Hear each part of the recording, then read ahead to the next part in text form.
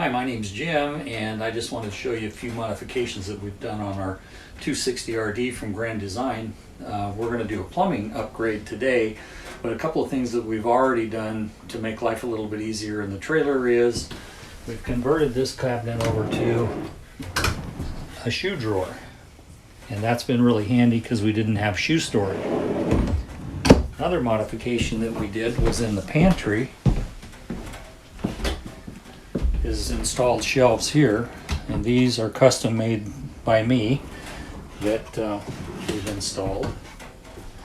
And we've also installed, because we found out that we needed a second air conditioning unit inside the master bedroom in the ceiling there, which is thermostatically controlled and should help out on those hot days here in California.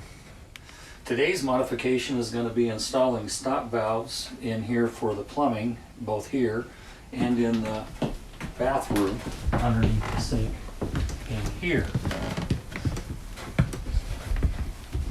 Here we're going to also install a new faucet in here that'll give us a little bit more room in there. So stay tuned. I'm going to show you all the parts we're going to need, and then we will get right away to the repairs and fixes. To get started, I just wanted to go over some of the things that are probably good to carry in your motorhome, your travel trailer, or whatever, because so many manufacturers are using PEX and plastic pipes and things like that. So I wanted to show you what I carry with us for the just in cases, or if we're going to do like today, a modification for the trailer. So these parts are PEX related. So those are related to these kinds of tubings. Now this PEX is a little bit different than the red and the blue. These are more what you would find at Lowe's and Home Depot, and these require a different connection fitting on some of these than does this Aqua PEX. So these are clamps, we have T's, we have elbows, and we have plugs and a different assortment that we carry along with the tools in order to put the clamps on or take the clamps off or cut the pipe. Today what we're going to install though is we're going to install these stop valves on the bathroom faucet and on the kitchen faucet, and then we're also going to install a new kitchen faucet, and that'll be in today's repairs and upgrades on our 260RD. All right, we're going to start here in the kitchen with putting in the stop valves underneath the sink. In order to access that plumbing, I'll have to remove these drawers in here and get access to it.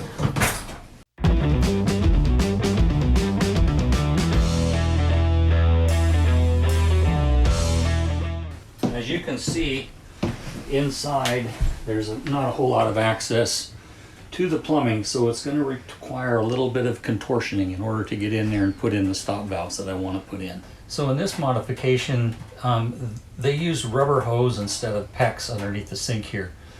When you do rubber hose, you want to make sure that you use hose clamps and not the PEX clamps, which is common in these trailers, and they're prone to leak. So what I'm going to do is I have the hot water here and the cold water here that are in rubber pipe or plastic pipe, and I'm going to cut those, and I'm going to install this stop valve in there.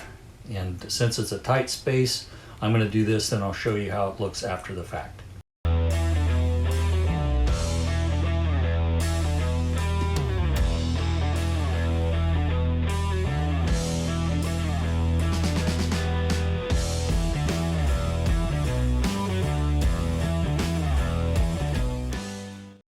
In order to make this easier and not have to work in the cabinet, I've put these together out here with the stop valves.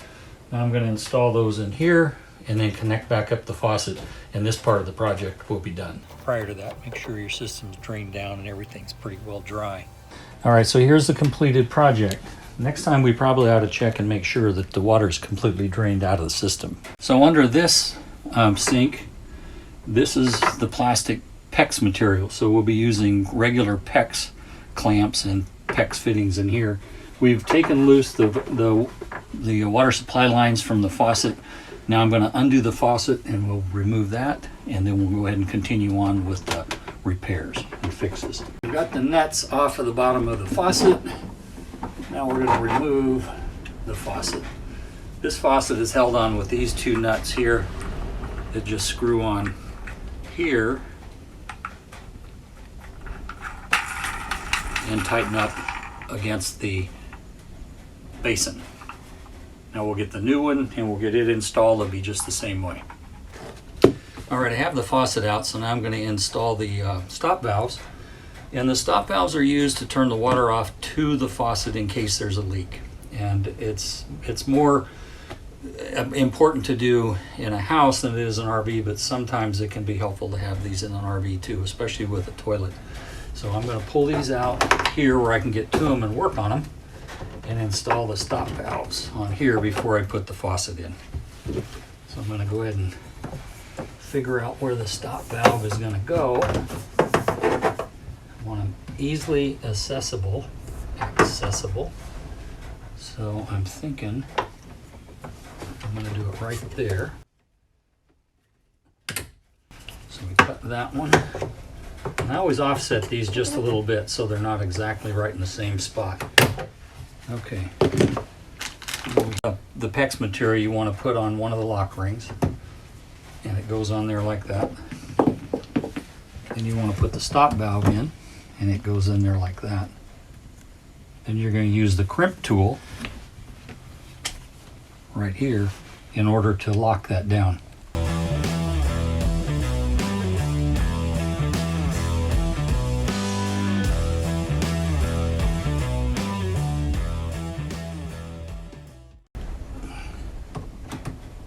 Okay, so we put the crimp tool on here and squeeze this up, trying to make sure that the lock collar is close enough but not too close to the stop valve. Okay, so as you clamp down on this, in order to get the right amount of pressure, these crimp tools have a guide on them which tells you when you see that blue light that you've got enough pressure on that clamp. Then you release that, and now you have your clamped hose and your stop valve on there.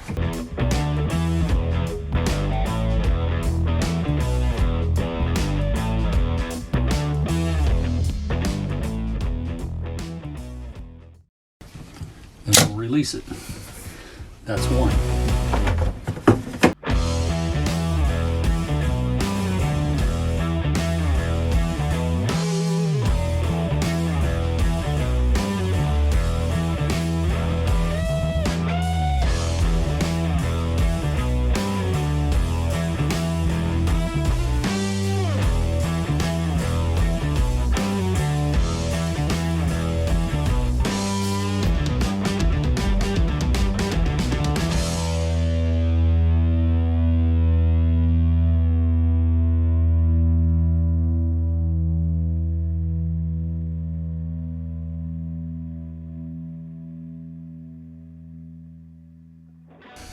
So once I got that up in there and tightened the nuts up, we lined things up here on the top of the sink.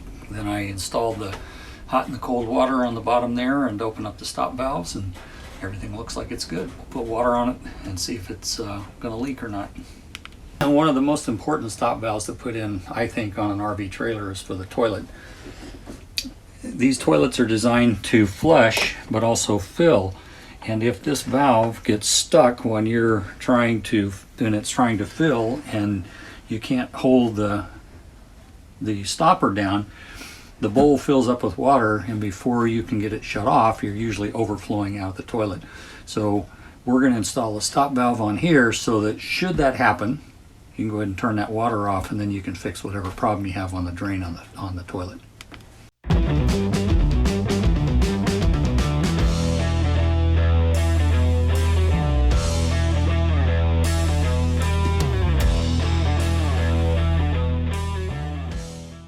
Okay, so I'm going to install the stop valve on the loose piece first because it's a little bit tight getting in that back in there.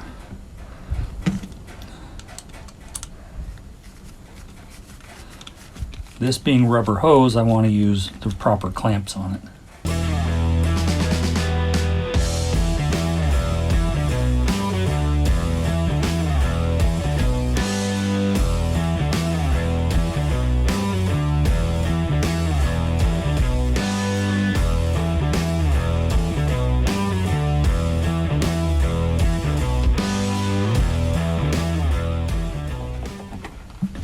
And there you have it. Stop valves installed in order to help with the plumbing in case of leaks. Gives you plenty of time if you do have a leak, shut the water off and run out and turn your main water source off, or whatever you need to do. Hopefully this helps you in the future with your RV, and we'll see you on the next one.